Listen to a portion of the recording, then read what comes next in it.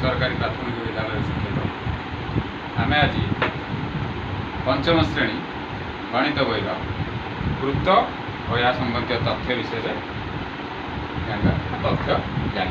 अच्छा पिला तुम्हें तो तुम चारिपटे विभिन्न प्रकार वृत्त देखी यथा शगड़ चक, गोल घंटा, मोटरसाइकिल चक इत्यादि।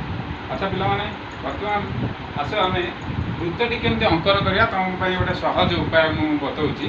तुम देख गोटे चूड़ीटी आण ये चूड़ीटी आणिकी खाता पर रख पेनसिल साहाय्य आर भीतर गोटे कि बाहर गोटे चिन्ह दब चूड़ीटी उठेब देख बर्तमान वृत्तटी मिलला। आउ गोटे सहज उपाय तुमको बताऊँगी। देख गोटे सूता आण तार दी पटे ये जमी बंधा भाया जो छोट छोट खड़िका बांध ये गोटे मुंड तार निर्दिष्ट एक जगह रखिब अन्य बिंदुटी चारिपटे तार बुले देखिपार तो पिला माने बर्तमान एमती एक वृत्त पाइब। अच्छा पिला माने बर्तमान आम जाना विभिन्न वृत्तर विभिन्न प्रकार अंश। अच्छा ये देखुच जो पिला यहाँ हूँ जो आम नहीं जो प्रथम खड़िका जो बिंदु रखिले से क बिंदु आउ जो बिंदु प्रथम आरंभ करे से क बिंदु। ये जो क बिंदुटी है वृत्तर केंद्र बिंदु आ क बिंदुटी है यार उपस्थित बिंदु।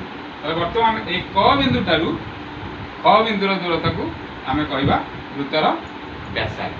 अच्छा यही क बिंदु ख बिंदु ख बिंदु क बिंदु तापर ग दिग को तार विपरीत दिगरे यदि आम बढ़ेबा ताले आम आउ गोटे उपस्थित बिंदु मिसिब यहाँ है संपूर्ण ख आ ग है कौन व्यास।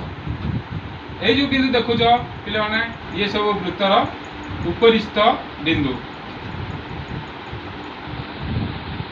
अच्छा बर्तमान कहल पे गोटे शब्द कह व्यासार्ध क्या कहवा देख वृत्तर केंद्र बिंदु वृत्तर उपरिस्थ बिंदु को जोग करुवा रेखा को व्यास कह। वृत्तर केंद्र बिंदु है ये क बिंदु आउ तार उपरिस्थ बिंदु है ख बिंदु। ये जो वृत्तर क बिंदु ख बिंदु को जोग कर रेखा को आम कहवा व्यासार्ध। व्यास का वृत्त उपरिस्थ गोटे बिंदु केंद्र बिंदु मध्य दे वृत्तर विपरीत दिगरे अन्य एक उपरिस्थ बिंदु को जोग करुवा रेखा को व्यास कहुए। देखा वृत्तर उपरिस्थ बिंदु ख